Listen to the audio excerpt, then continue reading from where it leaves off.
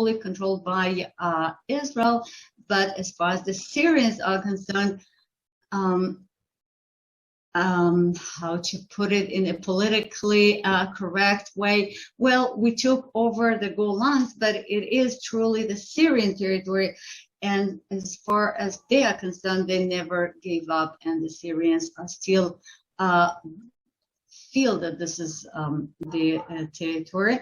And on top of that, on the west side of the Jordan River, you can see this sort of, I don't know, grayish, maybe triangle.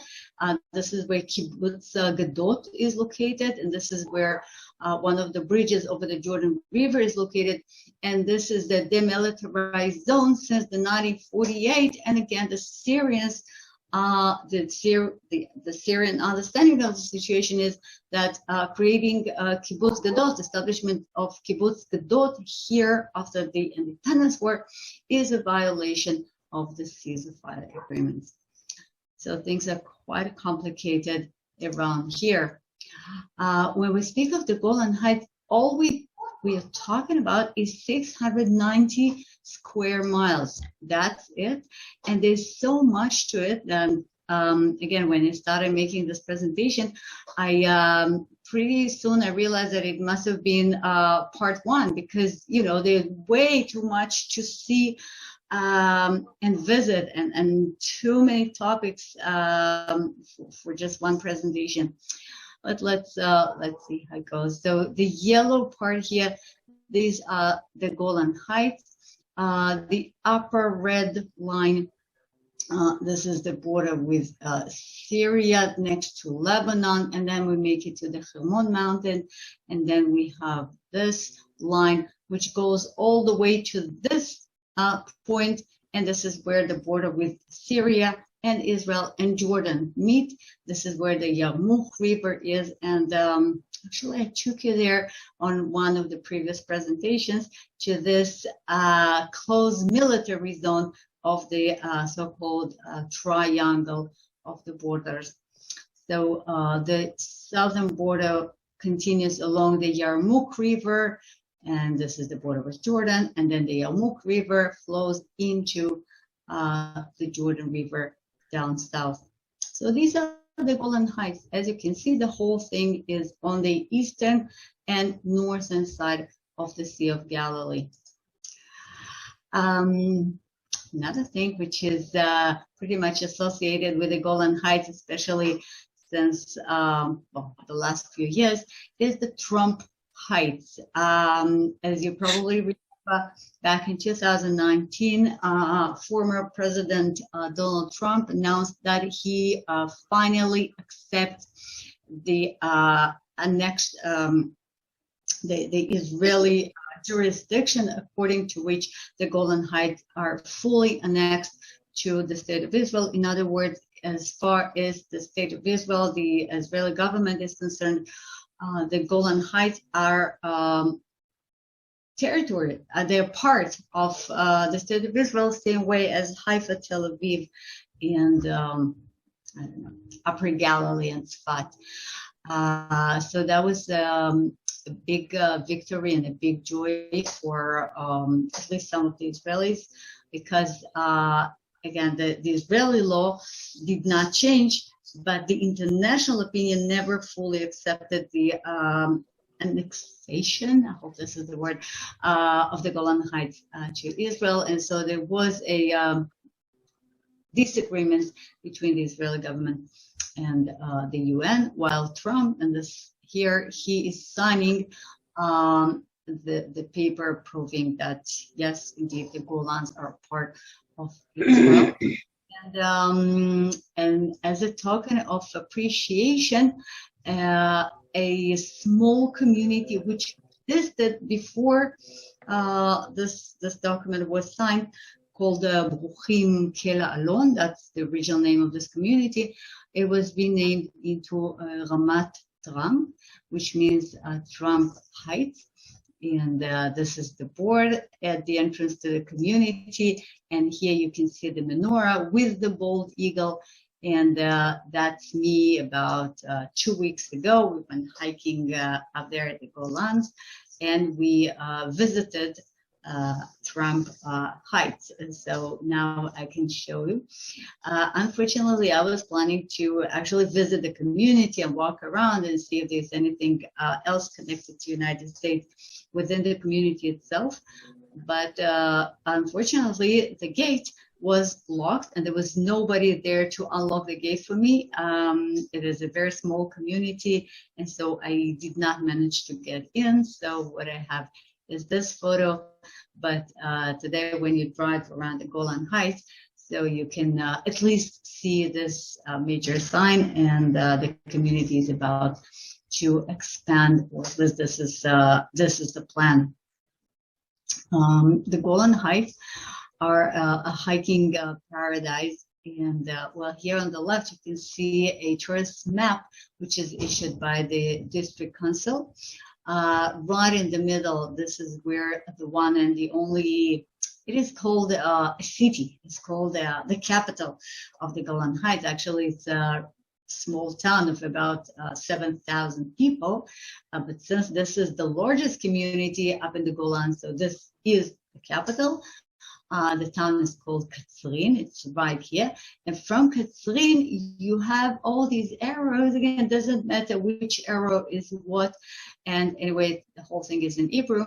But what this map is trying to show you is that within 40 minutes, the maximum you can get from the Golan Heights wherever you want to up north. And the Golan Heights are actually a beautiful location to stay for a few days and use it as a base for your trips. And if you are into hiking, so there is the Golan Heights Trail, this is what it's called, which starts up north near the Hermon Mountain. Again, the one with the snow you see in the middle of the slide. And you can start hiking from the Hermon all the way downhill till you reach Hamat Gader and the Yarmuk River. And the length of the Golan is about 40 kilometers, but obviously the trail goes through the most beautiful part. And so the hike takes you between 5 to 7 days, depending on your speed. And this is a beautiful hike indeed. You might be familiar with another famous, most famous hiking trail in Israel, and this is the Israel Trail. And this is the one which goes all the way from kibbutz Dan at the Lebanese border, all the way to the Egyptian border down south. So we have the Israel Trail, and here we have the Golan Trail, because the Israel Trail does not go through the Golans, and so the people of the Golans were offended, and so after the declaration of the Israel Trail, they built their own. So you can see that its colors are white and blue and green, which are the colors of the nature of the Golan. I was hiking about half of the trail, and I can tell you that it is highly recommended. Another person and another structure which are primarily associated with the Golans is this gentleman. I guess that quite a few will recognize his face, will recognize this photo. This is a very famous photo. His name is Eli Cohen. His real Jewish name is Eli Cohen, and he was nicknamed Our Man in Damascus. He is considered to be the bravest and the most efficient, the most helpful and amazing Israeli intelligence officer or spy in other words, who spent a few years in Damascus. He had amazing social skills. In no time, he managed to become the best friend of the chief commandant of the Syrian army. He named himself Kamal Amin Tabat, and this is the name you see here on the slide. And as such, and as a supporter of the Ba'ath political party, he managed to not not even sneak. I mean, he officially made an aliyah. He officially immigrated into Syria. He spent a few years in Damascus. And as I said, he became the best friend of the chief commandant of Syrian army. And as such, he was traveling around Syria and primarily across the Golan Heights. He was visiting the Syrian military bases. He was talking to intelligence officers, and he spent quite a bit of time in this structure, which actually was the Syrian intelligence headquarters, which officially were considered to be hospital, but in reality, these were the military headquarters. This building is located, if you ever had a jeep tour of the Golan Heights, you might be familiar with it. And it is located not far from Mount Bental. Eli Cohen was eventually caught. We still don't really know how the Syrians, suspected, how and when the Syrians started to suspect him. We have relatively recent researches, which, they have a new theory about why the Syrians started suspecting him. But the suspect led to them entering his home by taking him by surprise and catching him actually radio transmitting to the Israeli intelligence. So he was arrested. He pretended to be a Muslim. They suspected that he's not Muslim. I mean, it took them a while to realize that he is actually Israeli, that he's actually a Jew. He was arrested as a Syrian citizen who was working, who was betraying the Syrian nation. But to begin with, he was considered to be Muslim Syrian. At some point, the investigation started suspecting that he is not indeed Muslim. And one of the things that you must know as a Muslim, no matter where you come from and no matter which language you would speak, but if you are a Muslim, you have to know the first surah of the Quran, the Surah al-Fatiha, so-called the opening surah of the Quran, which is the very basic knowledge. It is, I would say, the Surah al-Fatiha is same as Shema Israel for a Jew. So a Jew must know Shema Israel by heart in Hebrew, and the Muslim must know the Surah al-Fatiha in Arabic. So he was told to say the Surah al-Fatiha, and even though he knew Arabic perfectly well, being born in Egypt, and even though he knew Islam very well because he studied, but under the pressure of the investigation, he forgot. He simply forgot. He had a blackout and he could not recall the Surah al-Fatiha. He could not say it. And then that was the final proof to the fact that he is not indeed Muslim. And then the investigation developed further, and eventually, as I guess you all know, he was sentenced to death, and he was hanged in the central square in Damascus in the beginning of 1965. His body was never released, was never returned to Israel, and we don't know where his grave is. But we do know that thanks to him and thanks to all the information he was able to send to the Israeli intelligence, we could win the 6 Days War, because the 6 Days War, which was a total surprise, of course, and nobody believed that it's going to happen until the very, very last moment, and nobody really believed that the Syrians will attack exactly when they did attack. But the fact that we could win that war is because we knew that much about the Golan Heights.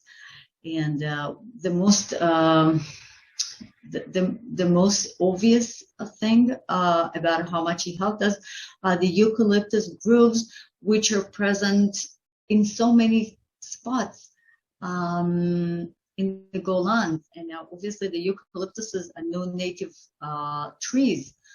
They were imported from Australia. So we have many eucalyptuses in Israel, as you know, if you've ever been to Israel, so you know that we have these eucalyptuses all over the place, and you always tell the story about how the eucalyptuses were used to get rid of the swamps, and how the eucalyptuses were supposed to drink the extra water of the wetlands. But up in the Golan, there are no wetlands and no swamps, and the eucalyptuses were planted in the Syrian bases because Eli Cohen, Kamal Amin Taab, told not the chief commander, but the second rank, I don't know what is the term, but the second highest officer of the Syrian army, that hey, it's so hot and it's so sunny, and your pro soldiers, they have no shade, and no air condition back then. So why won't you plant eucalyptuses? And the eucalyptuses, they grow so fast. So if you plant eucalyptuses on bases, so within a few years the soldiers will have at least a shade above their heads, and that's exactly what the Syrian did. And so when the 6 Days War started, the Israeli Air Force could tell precisely where the Syrian bases are, because you see eucalyptuses and nowhere else. So thanks to Kamal Amin Tabat, we can now virtually tour the Golan Heights and in reality as well. So if we drive to the Golans, coming from the west, from the Galilee, either lower, upper Galilee, so you might recall these signs telling you that you are entering the Golans. By the way, these signs are a bit controversial in Israel, because if the Golans are truly part of the state of Israel, part of the land of Israel, so why do you need these signs? And if you do put these signs, so maybe you mean that, hey, you're going somewhere else, somewhere a bit different.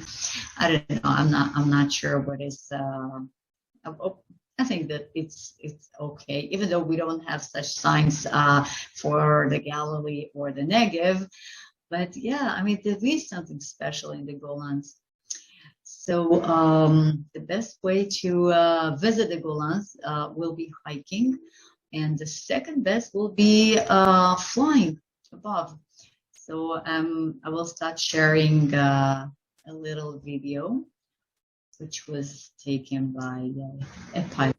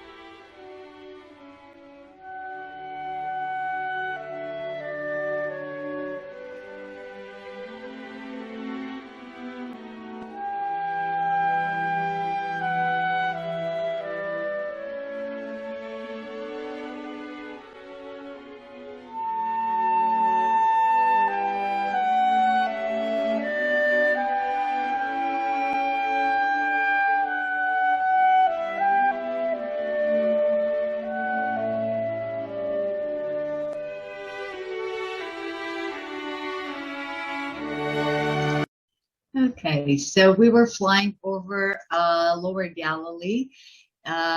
You could recognize the Mountain Tabor, the round one, and then we kept flying above the Sea of Galilee, and then we flew above the southern part of the Golans. You could have seen some weird looking circles, like circle and another one around them made of stones. So we will be back to these circles. Let's take another look at the very top of the very, as we call it, the rooftop of the state of Israel. And this is the highest military base as well. This photo was taken during this last winter, which was pretty cold and rainy. And here, of course, the whole mountain was full of snow, which is such a beautiful sight, and you know, it doesn't last for long. Mount Hermon being so high and the only one which actually gets the snow cover was famous and described and mystical mountain for the nations and the religions which existed around here, started from the ancient times. One of the non-Jewish associations with Mount Hermon is present in the Epic of Gilgamesh, one of the most ancient existing mythological epics. Some parallels of the Epic of Gilgamesh exist. Parallels to the Epic of Gilgamesh exist in the Bible, and something similar to Noah's Ark and the flood is described in this Babylonian epic as well. So even there in Babylon, which is pretty far away, we have Mount Hermon mentioned when Gilgamesh killed Humbaba, the creature, the lion who was guarding the cedar forest. So you see that it says that the ground split open with the heels of their feet as they whirled around in circles. Mount Hermon and Lebanon split. So even ancient Babylonians, actually Assyrians, people of Iraq, they mentioned Hermon because it was so impressive. This is the only ski resort in Israel, which can last for 3 weeks, sometimes even more. It was recently renovated during COVID. You know, some construction works took place during COVID, just because, you know, there were no visitors, so you could work on site. And so now we have 2 separate cable cars. We have the ski elevator for the skiers, and we have a different gondola for those who don't ski, just want to see the beautiful view from the upper station of the cable car. By the way, this is exactly where Noam, my son, fell about 3 months ago and had his injury. A bit south from Mount Hermon, we have this beautiful round lake, Birkat Ram. This is the Arabic name. The meaning of the name is the high pool, and it is actually the inside part of a volcano, which, well, the last time it erupted was hundreds of years ago, and now it's just a beautiful lake surrounded by snow in this photo and surrounded by cherry plantations and just farming agricultural fields during the rest of the season. So Birkat Ram is famous, first of all, for its natural beauty. And second, it is famous because of this tiny little sculpture. You see that this is what it looks like in reality. It actually looks like a little piece of the stone. It's about this size. It's really small, and it's a piece of basalt rock. But here, this photo here shows what you can see with proper lighting and proper angle. And so you can see that might be a female figurine. And if it is a female figurine indeed, so this is the earliest female figurine ever found. And so she is called the Venus of Birkit Ram. And if it is true, so we are talking about the first human appearance, the first statue, maybe the first goddess, maybe the first representation of a woman. Maybe this is the goddess of fertility. And anyway, this figurine or piece of rock is 200,000 years old. So it is on display in the Israel Museum in the archaeological section. And if indeed it is a female and it is a goddess, so this is amazing.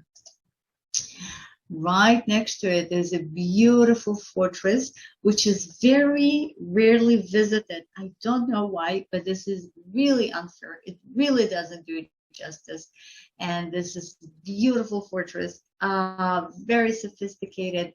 It's about 800 years old. It was built by the Muslim rulers who replaced the Crusaders in the area.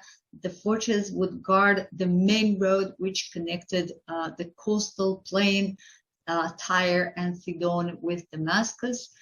And it's called Nimrod, named after the biblical hero, just because of the location and how impressive it is. So I would like to share a few more photos.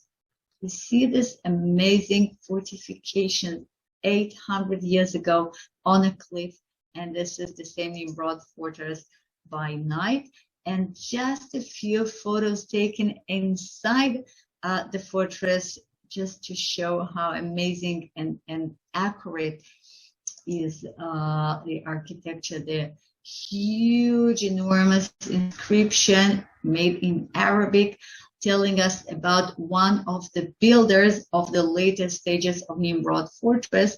And this is Al-Malik Al-Zahir Rukn ad-Din Baibars. And well, he has such a long name, so who can remember? So we all call this ruler, this fighter, Baibars.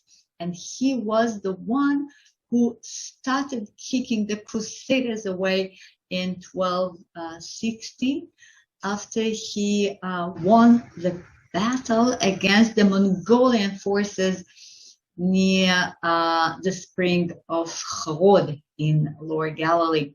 Now, he was nicknamed Baibars, which means a tiger, probably because he was such an amazing fighter. And so here, next to the inscription, we also have this lion. And that lion looks very much similar to the four lions, which decorate the famous Lion's Gate of Jerusalem, of the old city of Jerusalem. And the Lion Gate in Jerusalem, by the way, has to do with this coming Sunday, because this coming Sunday we will be celebrating the Day of Jerusalem, the day when Jerusalem was reunited in 1967. So the paratroopers, the Israeli paratroopers who entered the old city, they entered through the Lion's Gate, which is decorated by the lions, which symbolize Baibars. Another thing which is special and unique and so famous for the Golans are these geological formations, which are called the hexagons. I will not go too deep into the geological reason for the formation, but it is just a fact. We have this beautiful hexagon pools and hexagon stream and hexagon waterfalls and hexagon natural ponds and walls. as you see here on the photos. This is the hexagon pool, natural cold, very cold, crystal clear water surrounded by hexagon made walls, basalt rocks. And if you're brave enough, so you climb up there and then you jump from the top into the pond, which is very deep, very cold. Yeah, you have to be brave and cold resistant to do that. Here you see you're standing up here and then you're jumping from the top. The highest jump is 30 feet and right into the cold water. My children did it quite a few times. I never dared, but they say that it's fun. The best season to visit the Golan Heights is right now. You see the cherries. These are photos taken just recently up in the Golan. And on top of self-picking of cherries, which is a lot of fun, and this is why you have the spiritual background, this is the best thing to do right now up there. You can also go picking raspberries. This is one of the very few places in Israel when you can actually grow raspberries, because the raspberries need cold weather to make fruits. Now, the weather of the Golans did not change since, I don't know, many, many years. But somehow Israelis were not familiar with the raspberries. So nobody thought of actually growing raspberries because, it was just, nobody thought of it. And then some 20 years ago, so we had this major inflow of Russian immigration, and Russians love raspberries. I mean, this is one of the most basic fruits, one of the most basic berries. Like, this is something every former Russian would love.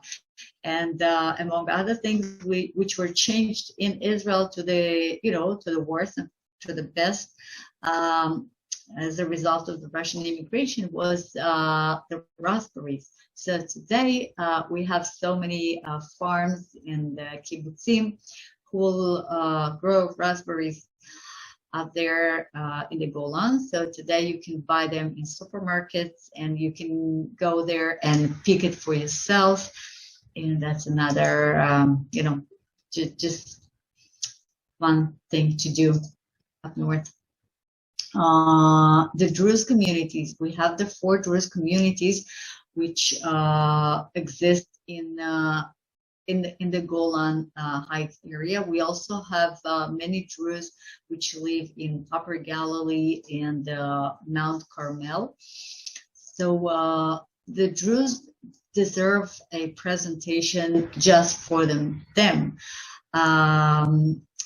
So since, we don't have that much time left, and I do want to share a few more things about the Golan. So I will just say that the Druze are a national minority, religious minority. You see on your right, on the right-hand side photo, these are Orthodox Druze men dressed in the religious dress. And here on the left, you see a young Israeli soldier. Of course, you all recognize the IDF form. And this guy is holding a Druze flag.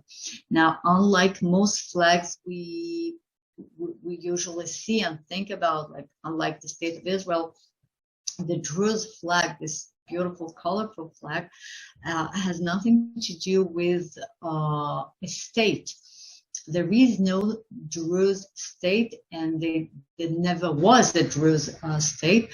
And this is the flag of the religion. Each color symbolizes one of the prophets of this religion. And so there's no contradiction between the IDF form and the flag he's holding. We have many Druze who do military service. Actually, military service is mandatory for Druze men. It's not mandatory for Druze women. And the Druze of the Golans, they don't have mandatory military service, but quite a few of them will volunteer and will do full-term military service.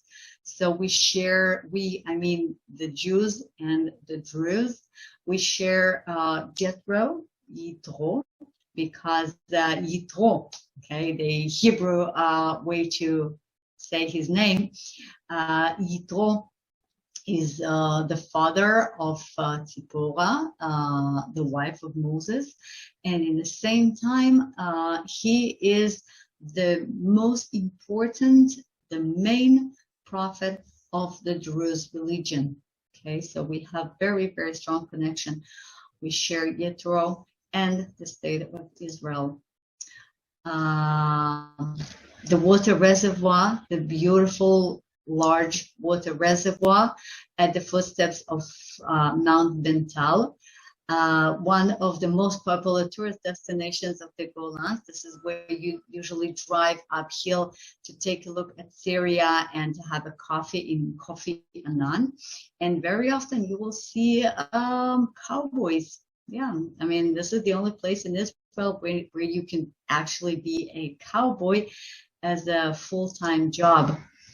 A few years ago, for I don't know what reason, but thermal mineral water from elsewhere was directed by the Israeli company which is in charge of water supply. It was directed into Bental reservoir. They open the pipe every now and then, like once in a few days. You never know exactly when, but when they do open that tap, and then there's a big black pipe which you can see here on the photo. So then you can enjoy a hot thermomineral bath right next to, or even sometimes inside the water reservoir. So now it's too hot. It's not, no fun. But wintertime, people actually come over there as part of their Golan Heights experience. And if you're lucky enough and the hot water is running, so then you get undressed as quickly as possible. I mean, sometimes there is snow all around you, and sometimes it's just very cold. So you get undressed as quick as possible, and you jump into the hot water, and then you jump out and get dressed. So it's a little bit of, it's a funny, like in Iceland, this is what people do. Here it's just a pipe, and but anyway, it became very popular. And eventually you drive to the top of Mount Bental, and this is where you can get a coffee and hot pizza. And this cafeteria is called Coffee Annan. Annan is a cloud, so this is a coffee in the cloud. And right next to it, there are the military structures and the fortifications and the trenches, which were built after 1967. They were never actually, after 1967, they were never actually used. They are there just in case of emergency. And in the meanwhile, they serve as another tourist attraction, because you can actually walk inside these trenches and feel as if, you were a soldier. During the civil war in Syria, by the way, the UN base, which used to be right on the border, and it is on the border now, but during the civil war, it moved up here, and this is where the UN soldiers would be standing and observing the situation in Syria. Another beautiful photo, which is taken right at the footsteps of Mount Bental on its eastern side, overlooking this area. Now we take a closer look, and the houses here you see are the houses of Quneitra, the Syrian town of Quneitra. And here you can see a tank, which is a memorial of one of the most difficult, one of the most terrible, I would use this word, terrible battles which took place in 1973, the Yom Kippur War, a battle which was later named the Battle of the Valley of Tears, the battle when we had over 150 Syrian tanks the red arrows here, which attacked about 50 Israeli tanks, and these are the blue tanks. A battle which lasted for 4 days, and I mean, the battle can have a presentation of itself, and the person who was the commander of the battalion, and the person who is the hero of the battle, Avigdor Kahalani. You can see him here, young and handsome now. He's about 77 years old. So, we have military reasons how come we won the battle and how come the Syrians stopped. But no matter how many times I was told, and we've learned about this battle, and you listen to people who participated in the battle and survived it, and you keep feeling that there was some sort of a miracle, or maybe just because the soldiers in these tanks, they had no choice, because if they wouldn't stop the Syrian tanks, so the Syrian tanks would go west and southwest, and they will make it to the Jordan River, and nobody would stop them. If these tanks, this battle of the Valley of Tears, would not stop them, so they will make it all the way to the Galilee, and from the Galilee they will continue south toward Tel Aviv, and that could have been the end of Yom Kippur War, could have been the end of the existence of the state of Israel. So this is one of these places where God or soldiers, commanders, but this is where the state of Israel was saved. So this is the Valley of Tears at the footsteps of Mount Bental. And this is another place which somehow is less famous. I don't know why, okay? But there were actually two crucial battles, two events of the Yom Kippur War of 1973, when, the fate of the state of Israel could have been different. So one is the Valley of Tears up north, and the other one is this place, a tiny little hill which is called Tel Saki. This is what the memorial, which is there today, looks like, with the faces of the people the soldiers who were killed in that battle. And this photo was taken just a few days ago, and I was so surprised when I saw this photo, because I was about to talk to you about Tel Saki. And okay, so this photo was taken just a few days ago, and the black wall here is the wall of the bunker, which was restored at Tel Saki. The original bunker, which was there during Yom Kippur War, was ruined after the war.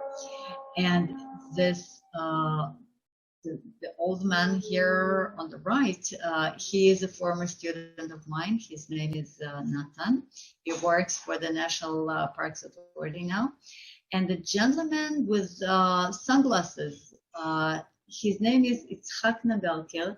His name is very famous. I don't know if any of you ever heard him, but he was one of the soldiers who was caught in this bunker in 1973, and he was the only one who was wounded. I mean, all 30 soldiers who were in that bunker, they were hurt, but he was the least hurt of all, and he was the only one who could walk.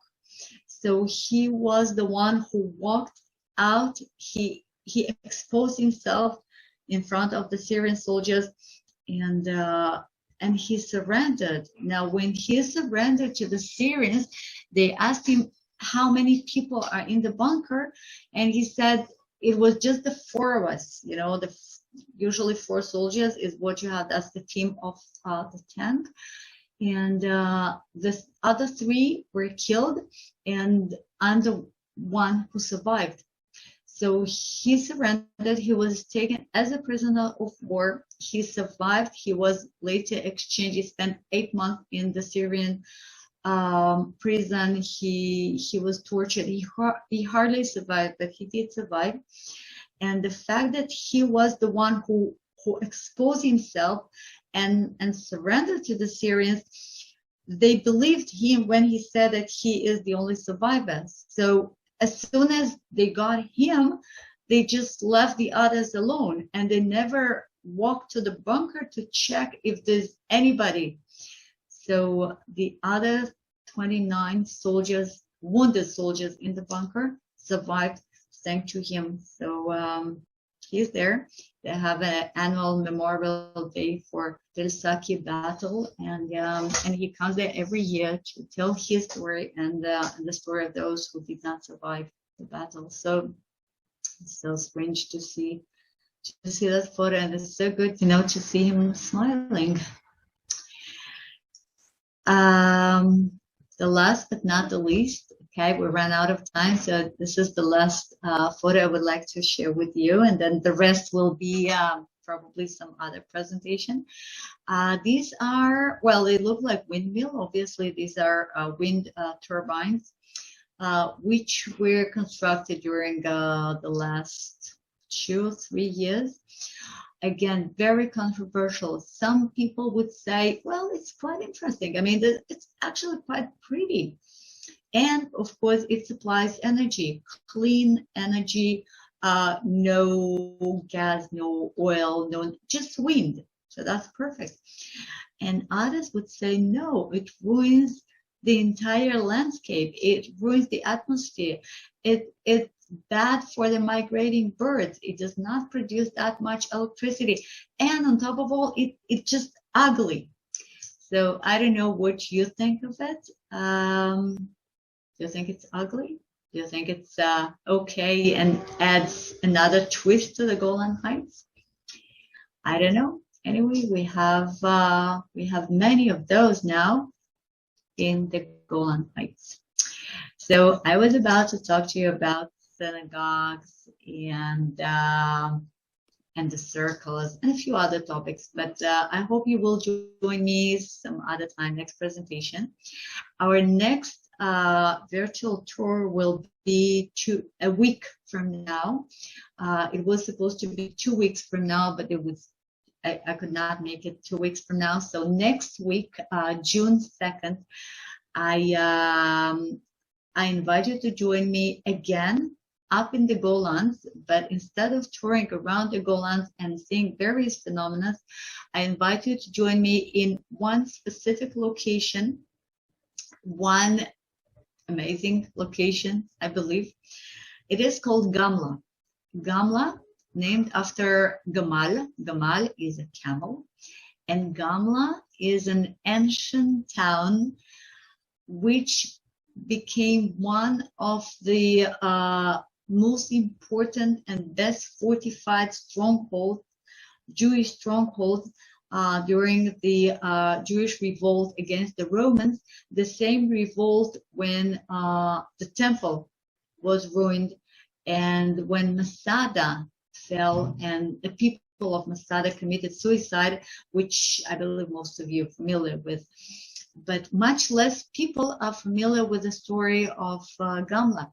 So just to make you interested, I will say that Gamla was the first Masada. It was the first Masada some 6 years before the actual Masada. And on top of the story there, we have amazing archaeology there. And we have a colony of vultures, and we have the highest waterfall in Israel. I mean, waterfall, which is real waterfall, not just dry waterfall. And yeah, and the whole thing is called Gamla, and it is a nature reserve today. So I invite you to join me in the Golan Heights, in Gamla, next to the vultures, by the waterfall, next week. So thank you all. Thank you for coming. It is a pay as you wish, so support is appreciated. And I wish we could have some cherries together. I wish we could do that. I mean, today, I told you before, I was guiding in Jerusalem and I was walking through the Lions Gate. And prior to that, we had a tasting breakfast tour of Machane Yehuda Market. And Machane Yehuda Market is full of cherries of different colors and shapes and sizes. And it is so good. I mean, I'm sure you have cherries in the United States as well. But I wish we could have cherries together. So thank you again. And please join me again. And let me take a look at the chat. Thank you, Julia. It was so nice to hear your voice again because we've had so many schmoozes and now we only get you every Thank you, Lana. It's so good to see you. I know, well, I like it a lot. I'm looking forward to seeing you in reality. Come on, not this size. From your lips to God's ears, right? I think Pam has offered to read the questions if you'd like to save me my voice. Yeah, Alana's voice is slowly going, so I will, I'll help you with the questions, Julia, if you want, or you can read them. But first, I'd like to say, number one, I'd like to just be up there picking the cherries because the cherries just started coming out, and down here in Tel Aviv, I'll tell you, they're very expensive. I don't know how Machane Yehuda was, but the Tel Aviv, my small little fruit market, which I buy all my fruit at because it comes direct, but they're still pretty expensive. But it's still, it's worth it. It's definitely worth it. It's definitely worth it. In Machane Yehuda, it was 12 shekels for half a kilo. Which is okay. Now we have to calculate shekels to dollars and kilos to about a little more than a little less than $4 a half a kilo. So expensive. I'd like to also just say one thing before Julia starts with the questions. Alana put on the chat the information as to where you can make donations. So once again, we had about 100, and now we're down to 87 people. We had about 140 people on, which is really, really great. And let's just remind everybody that, you know, it takes a long time and a lot of work for Julia to put together all these virtual tours. So whatever donations you can make, it really, really is appreciated. And it goes to help Alana and also for the various professional speakers that she brings to our Sarel. Are you being Steve now and confusing me with Julia? It helps Julia. Did I say Alana? Oh, Alana needs some help, but not that. She needs help to take care of her voice. Sorry. Yes, sorry, Alana. Yes, it helps Julia and helps her bring people to talk to us. So whatever you can do, it's appreciated by everybody.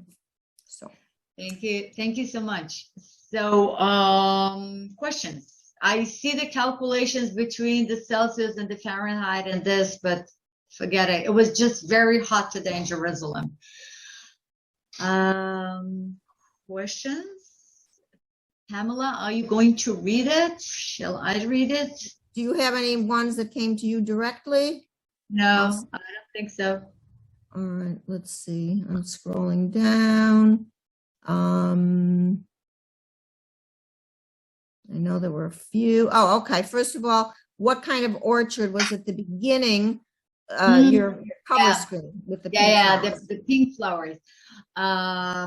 The pink flowers were nectarines. Nectarines. I'm pretty much sure that these are nectarines. There's a small chance. Nectarine. Okay. Nectarine. Yeah, nectarines. Or maybe peaches, but this is one of one of those. Again, it's not my photo, so I'm not 100% sure, but this is what we have around there. So either this or that. Okay. So Rhonda asked, why is there a sign about the Trump Heights? But then there was a lot of chat in there, so I think everybody sort of cleared up, and then you talked more about it. So I think it was pretty much cleared up. Let's see. After all of that, about the recording, Alana, the recording will be in a few days or next week or something like that, right, Alana? This program, it will be, well, when Steve gets back from Alaska. So, Okay, so it'll be in a little another week. Memorial Day. Another week or two, another week or two, and then it'll be on. Okay, let's see. Getting away from all the Trump stuff. Let's, okay, Harry talked about the eucalyptus trees like 2 seconds before Julia did. So I guess Harry put it into Julia's mind to talk about it. What? What did he put in my mind? Sorry. He talked right before you started talking about Ellie Cohen and his idea to plant the eucalyptus. Harry put in the chat about that. So it was if Harry was saying it out loud and then you talked about it. Right. Mati Friedman said that there's a book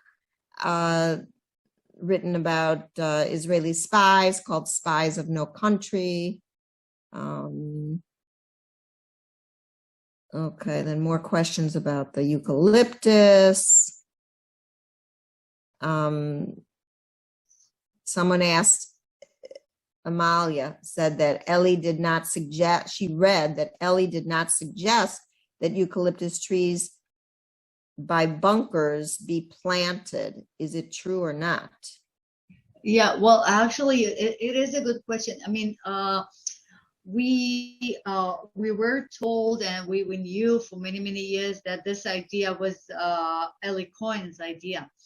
In the same time, we don't have documents which would prove it. I mean, we never found there's no document which will, no official, no Syrian official ever mentioned that Kamal Amin Tabat suggested that they do it. But it seems like that was his idea because it was too helpful. It was too weird a coincidence that the eucalyptuses were planted on the Syrian bases and next to Syrian bunkers exactly after Eli Cohen visited the Syrian bases, and given the fact that it was so helpful and it will be so helpful to IDF. So it seems like it was his idea, but we don't have an official proof to it.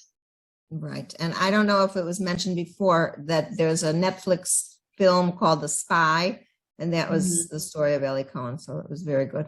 Harry asked, what is the population of the Golan Heights, and has it been increasing? Yeah, well, it's not increasing actually, and even though the Israeli government does all sorts of, it tries to encourage especially Jewish population to move to the Golan Heights. The current population is just a bit over 40,000 people, which is very little, given the size of the Golan. And about half of this population, so about 20,000, are Jews, and the rest are Druze. And the Druze population is not actually increasing because they have about 2 children per family, so it's more or less stable. So the Druze do not leave the Golan. I mean, they just live there, but they don't really, it's not a growing population, while the Jewish population is growing because we tend to have more than 2 children per family. But in the same time, young adults, most of them do not stay up there because it's remote, because there are not enough jobs, because there are no academic education there, and maybe other reasons. Anyway, so the population is more or less stable for many years, and that's just about 40,000 people. Teda asks, is is that the one where the cult of assassins were? What was I'm she? not sure. What is it? What do you mean by cult of assassins? Hedda, are you there? I'm not sure I understand the don't know question, what so I will not answer. Okay, well, maybe she's not on anymore. So, oh, Michelle asks, how do you get up to the Nimrod fortress? You drive your car. There is a road taking you all the way to the gate, all the way to the cashier, and then you get the ticket, and then you walk. I mean, it is a slightly uphill walk, but it's nothing special. I mean, it's not too physically difficult, and you just walk around the fortress. There is one spot which is the highest one, the inner fortress within the fortress, and this one requires quite a few stairs, but if it's too difficult, so you just don't do this part, you don't do upstairs, you just walk around the fortress, and it's really, really impressive, and the view is amazing. And somehow, as I said, somehow most tourists never visit, so I recommend that. Yeah, it is. It's an amazing fortress. Amalia asks for more information how the Druze are not treated well, because Barry said that the Druze need to be more respected. Do you want to? I would not. I don't think. Look, first of all, the Druze, as far as the Druze concerned, so they are Druze. Period. I mean, this is a national minority. They have their religion. They have their leaders, and that. Okay. In terms of the Israeli jurisdiction, there are two types of Druze. Okay, we have the Druze, which are Israeli Druze, which are Israeli citizens ever since, since 1948, and they have same rights and obligations and mandatory military service, etc. Okay, so these are the Druze. Most of you, if you've been to Israel, you have probably familiar with the Druze communities of Carmel Mountain, Dalit El Carmel, and Sofia. Maybe you even experienced Druze hospitality there. Anyway, so these are the Israeli Druze. And then we have the former Syrian Druze, and these are the people who live up in the Golan Heights.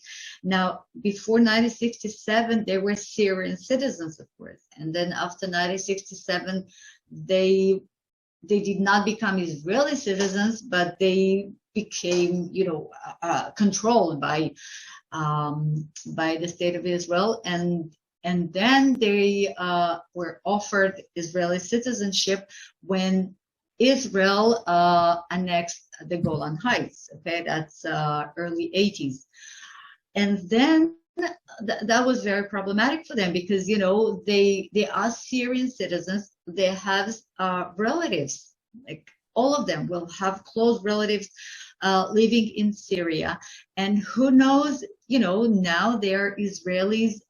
Who knows if we ever sign peace accord with Syrians, and if we will give the Syrians back the Golans. I mean, just as we gave Sinai back to Egypt, so we may theoretically in future let the Syrians have the Golan Heights. And then the Druze, they're really attached to the land. I mean, the Druze stayed up there when the Golans were taken over by Israel, and they did not leave into Syria. I mean, before 1967, the population of the Golan Heights was about 120,000. Okay, 120,000, 3 times as much as today. And most of the population of the Golans were Syrians, not Druze, but just, Arab Syrians. And they left. I mean, when the Golans were conquered by Israel, so they left into Syria. And remained in Syria and remained Syrian citizens, while the Druze, because they are so much attached to the land, they did not leave. They stayed there. So they were Syrian, and then they became Israeli.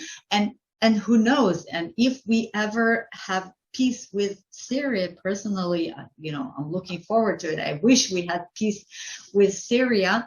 But then we will give the Golans back to the Syrians, and then the Druze will go back with the Golans, and then who knows how they will be treated by the Syrians, and chances are that they will not be treated well, and therefore they are very much afraid of showing any not respect, but any loyalty to Israel and to the Israeli government. And so during the the civil war in Syria, there were a few occasions of demonstrations and open support of whatever happens in Syria, and that was interpreted as anti-Israel. But as far as I know, the Druze, as far as I was talking to the Druze of the Golans, it's not because they're anti-Israel, but that's because they're really worried about what will happen to their relatives in Syria if they will be pro-Israel. But of course, some demonstrations which took place in the Golans, in the Druze towns, they did not contribute to to the love of the people of Israel to the Druze and the goodwill of the Israeli Jews to help and support the Druze. I mean, it is a difficult situation, because obviously, if we will give the Golans back to the Syrians, so the Jews, the Israelis of the Golans, will leave into Israel, just as the Jewish population which used to live in Sinai moved back to Israel as soon as Sinai was returned to Egypt. But the Druze will not do that. So what will they do, and how will they survive possible peace accords? Also, the Druze, from what I understand, because they're not a country, they're loyal to whatever country they live in. So, right. For the majority of the Druze of Israel are loyal to the state of Israel. The Druze of Lebanon are loyal to Lebanon, and someone did mention how many Druze are in the army, and you've talked about that in past talks, that there are so many Druze and high-ranking officers that are Druze. Right. Right now, as we speak, the commander of the Golani battalion, the most famous combat Golani battalion, which is almost the symbol of the bravery of IDF soldier, he is a Druze. So today, we have one of the highest ranked officers being Druze. But again, that's true for the Israeli Druze who are Israeli citizens, and these are not the Druze of the Golans, because about 90% of the Druze of the Golans are not Israeli citizens. They have this option. They were offered the Israeli citizenship, but they declined it because if there will be an agreement with the Syrians, so they might suffer because of that, or their relatives might suffer because of that. The other reason is that the Syrians, for their own political reasons, they want to make the Druze of the Golans happy, and one of the ways to make them happy is to offer them free education in Syria. Now, education in Israel does cost money, not as much as in the United States, but you do pay for your university, your academic degree.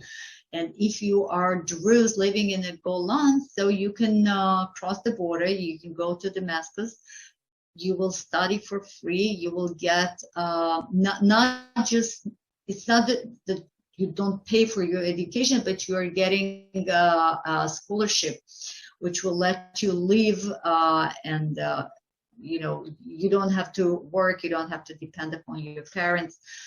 And this is really attractive, especially for those who want to become physicians, because it is literally impossible. I mean, you have to be a genius in order to be accepted into a medical school in Israel. And so most physicians in Israel, they have studied abroad, and that's very expensive.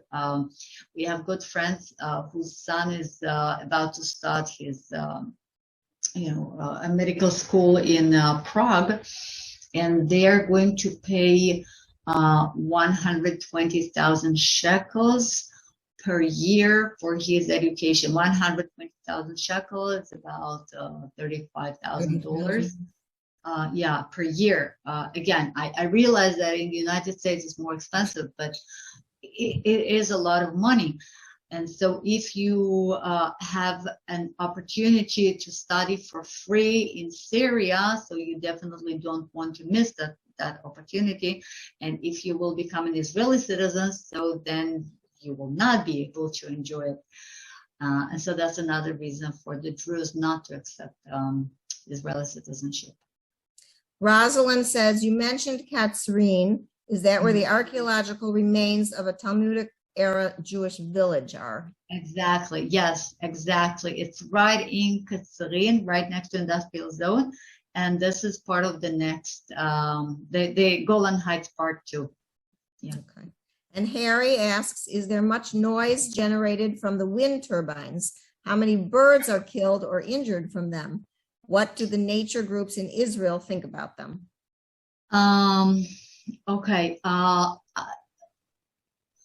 Okay, so I have to be a wind turbine expert. Yeah, there are quite a few questions together. So okay, they don't produce much noise. I mean, the only way for you to hear something, it's just stand right underneath. Okay, if you're standing right underneath the turbines, right next, so then it is noisy.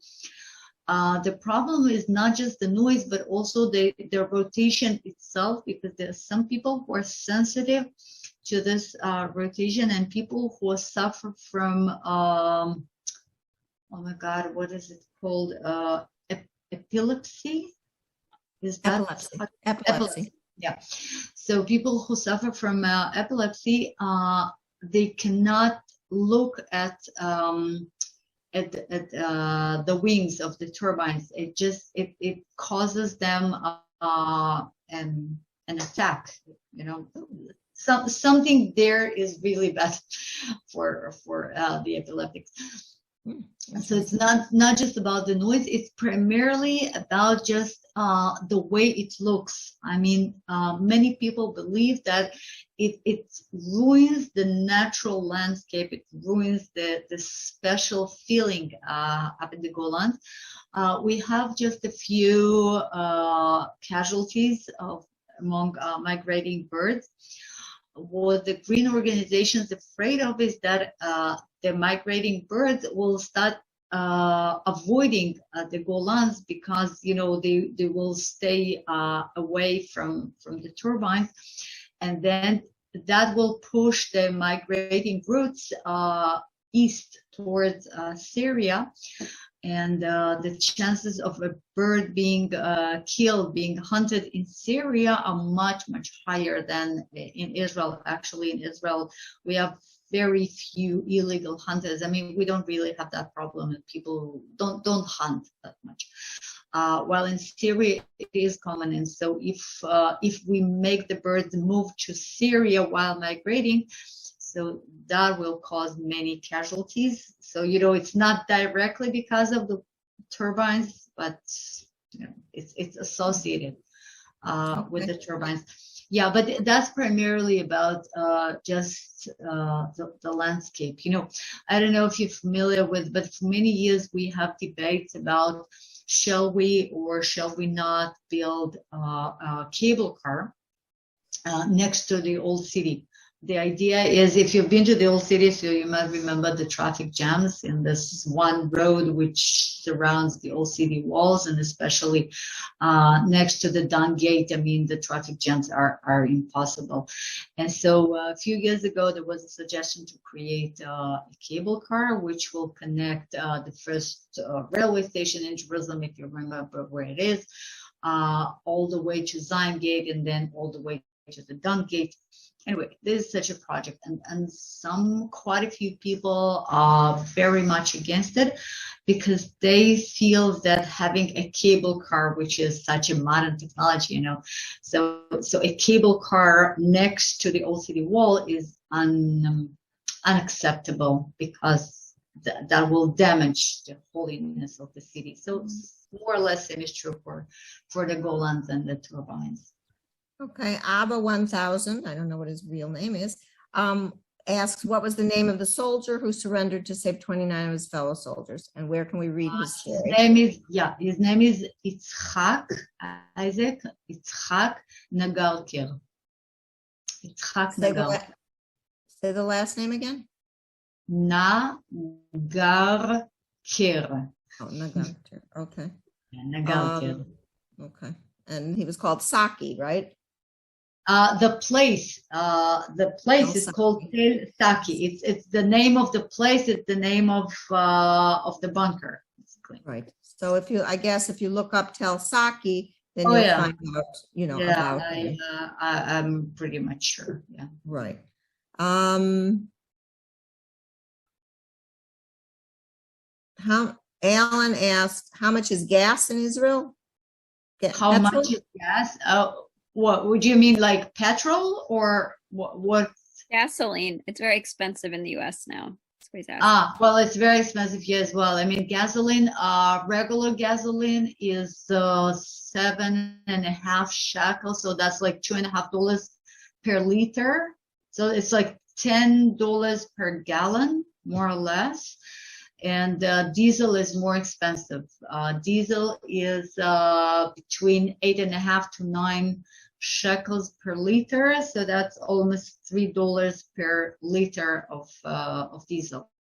And I have a diesel car, which makes it very complicated. And of course, when the prices of gas are high, so then the prices of everything. Actually, we have inflation now because of the prices of gasoline. Driving goods around makes them more expensive. Jonathan asked, did any of Eli Cohen's family know about his mission? Oh yeah, I mean every single Israeli know about his mission. So no, I think he means at the time. Back then, yeah. At the time, it was top secret. Not even his wife knew about it. His excuse for not being home was that he is a merchant and he has some, international business, and he is in Europe making money. So he would come back home every few months and go back, and then he will prepare letters which were sent by an intelligence Mossad agent in Europe to his wife, Nadia. She is still alive. As if these were letters sent by Eli Cohen. And the only person who, in the very end, just shortly before he was caught and assassinated, the only person who discovered, that this top secret spy is Eli Cohen, is his brother, because he was working for the Mossad as well.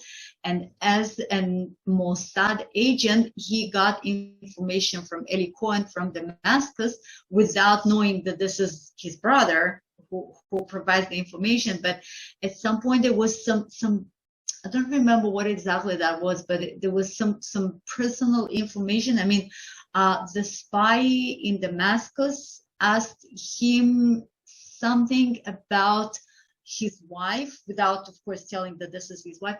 I don't really remember what happened, but there was some personal question asked by Eli Cohen, and then his brother understood that this question, the only person who could ask that question was his brother. So he realized that, but he was the only one who knew, even though he was not authorized. And shortly afterwards, Eli Cohen was discovered by the Syrians. And if you watch the movie The Spy, it shows a lot of that in there. There are some things that are not accurate in the movie, but it still shows most of it is pretty realistic, pretty real. Oh, Teta is back. She said, I was referring to Nimrod's fortress. I remember hiking in the Golan regarding an 800-year-old fortress, and they associated the cult of assassins with it. But I don't. Well, I have never heard of such association, but maybe I'm just not aware of it. So I don't know. Reba hopes that you will do a program focusing on the Druze. Okay, that's possible. Maybe in the future. Yeah. Yeah, it's very hard to find. I know that it's very hard to find out the inside stuff about the Druze religion because they don't let outsiders know about it. I was at a Druze wedding reception once, and outsiders are not allowed to actually even go to the actual wedding. It's only a family and actual Druze. So outside, people who are not Druze are allowed to go to the parties and stuff, but the actual tenets of the religion are very, very secret. Does Naot HaGolan still exist? It was a moshav. Which one? Naot HaGolan. Naot Golan. Yeah, of course. Yeah, it's right there. It's right there. It's totally exists. Okay. Does Hispin, an army base? Chispin. Yeah, Chispin. Oh, okay. An army base still exists.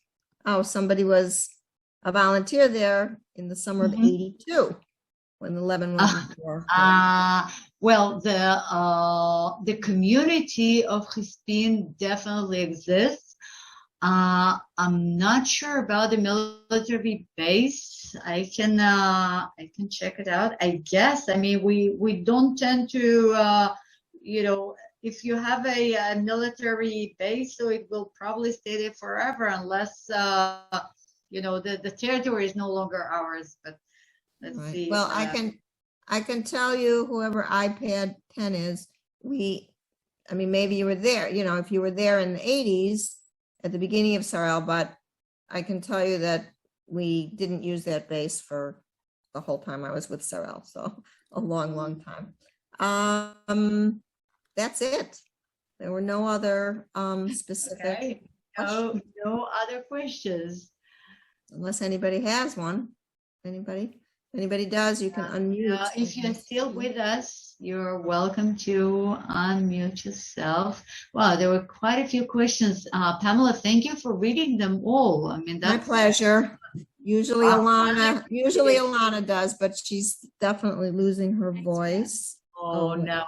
Well, I enjoy hearing your voice.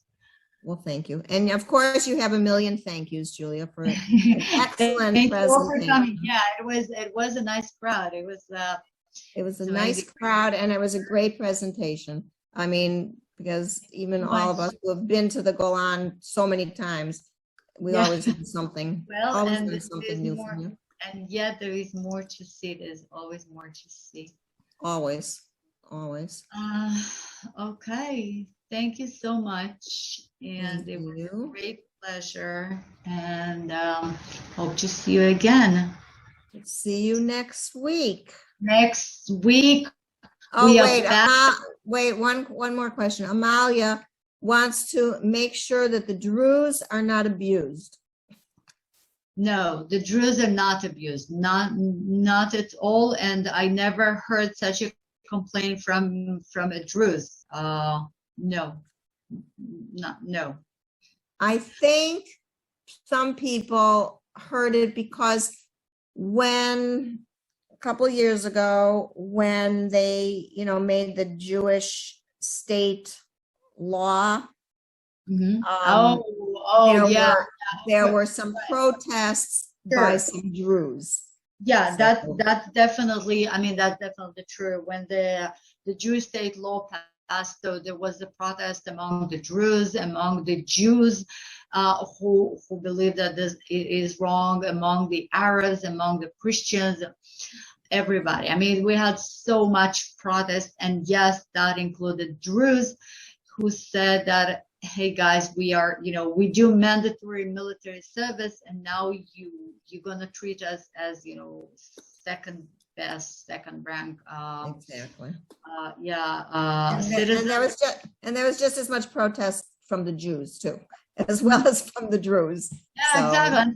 everybody was Druze protesting. and Arabs and everybody. Yeah, there was a lot of protest. And there is still protest. In the same time, I have to say that as far as I was told, I'm no Druze, but as far as I was told, as far as I know, they don't feel any discrimination. They feel no difference between, what the way they live or the way they're treated before the law or after the law. So, it's politics and that's it. But the situation did not really change for them. And I think just the fact that there are so many Druze officers and high-ranking officers, and they serve all of the Druze that serve. They serve with pride, and I don't think there would be so much pride if they felt, really not equal. Jonathan asks, what's the purpose of the town Magdas Sham up in the north? What's the main industry? Okay.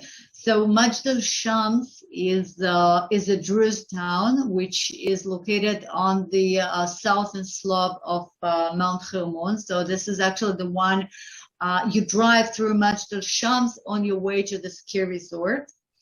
Now the purpose, I don't think it has a purpose. I mean, it's a town just like any other town, and the main industry there they work at the ski resort. So wintertime, they're employed as, maintain and ski instructors and whatever has to do with the ski resort. And summertime, when there's no ski resort, but the place still functioning because the cable cars are functioning, and many Israelis will take the cable car up to the top. Just for the sake of the view and cool air. So anyway, quite a few people of Magdas Shams work at the Hermon itself, and there are quite a few restaurants and shops and Airbnbs and some other professions. Actually, Magdas Shams is the least religious among the 4 Druze towns, which are the Golans. It is also the highest educated Druze town. So there are physicians and lawyers and engineers and just people with different professions who will work either in the community or elsewhere. And again, just keep in mind that the total population of the Druze of the Golans is about 20,000. So Magdas Shams being the largest community, so the population is about 6,000. That's it. So they don't need that many jobs, that many occupations. Okay. Well, I want to thank you, Julia, on behalf of Ilana and everybody else on the program. Thank you, Paola. We should let Harry and Alvin and Esther and all the participants. So great to see you again and again. And we'll see you next week.